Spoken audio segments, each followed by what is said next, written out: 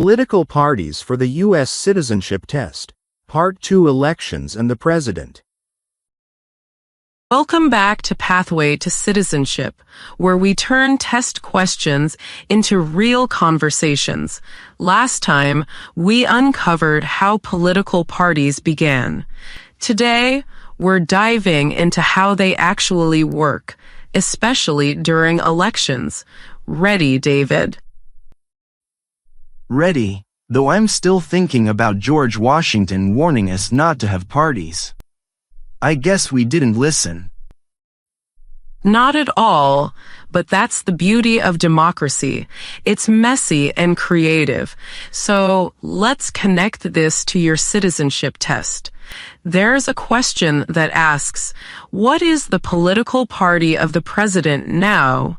The answer changes every few years, depending on who's in office. Right, so if the president is Republican, then that's the answer. If they're Democrat, that's the answer. Simple enough. Exactly, but do you know why that question matters? To test if you follow the news? In part, yes, but it's also a way to check if you understand that the president isn't just one person. They represent a party's platform, a set of ideas and priorities. The party shapes what the president does, just as voters shape which party leads. So, the party gives the president a team to back them up? You've got it. Imagine running a marathon. You'd want a team handing you water and cheering you on. That's what a political party does. It provides organization, funding, volunteers, and support in Congress. It's how policies actually move from speeches to laws. And voters pick the team they like best? Exactly. During elections, the parties compete to win the public's trust. They hold conventions, debates, and campaigns to show what they stand for. Democrats might focus on social programs, education, and healthcare access. Republicans often emphasize limited government, business growth, and individual freedom. So, every election is like a national job interview, but with slogans and balloons. Perfect analogy. The whole country becomes the interviewer, and your vote is the decision.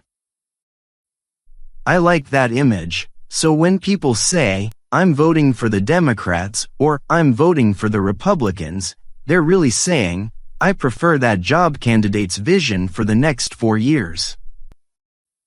Exactly. That's why understanding political parties isn't just trivia, it's practical citizenship. When you vote, you're not only choosing a person, you're choosing a direction for the country.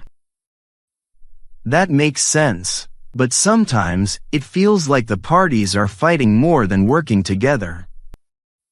That's a fair observation, but remember, the Constitution set up a system that expects debate. Checks and balances keep one side from having too much power.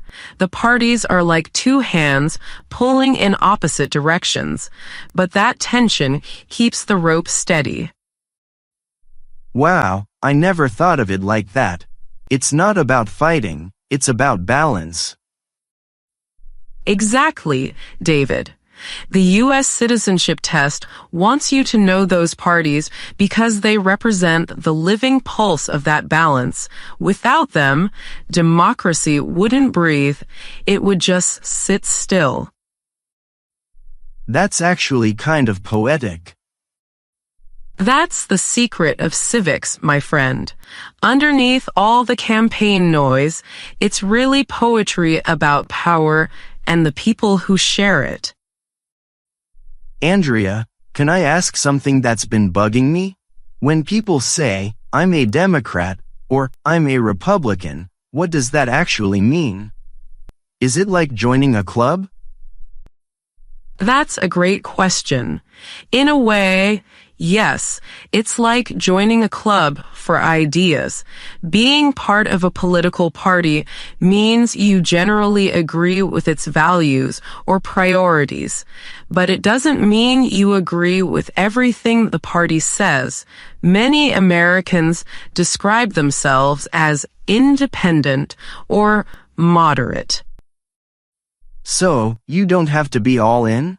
You can mix ideas? Absolutely, that's one of the strengths of American democracy. You can believe in free markets and social programs, or support environmental protection and lower taxes. The parties give structure, but citizens define themselves. That sounds more flexible than I thought. Back home, choosing a political side was almost like declaring loyalty for life. In the U.S., loyalty is to the Constitution first. Political parties come second. That's what makes citizenship here unique. You have the right to change your mind. You can vote for one party this election and another next time.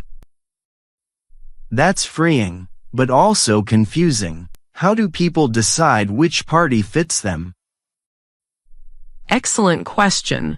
People often start with their values. What issues matter most?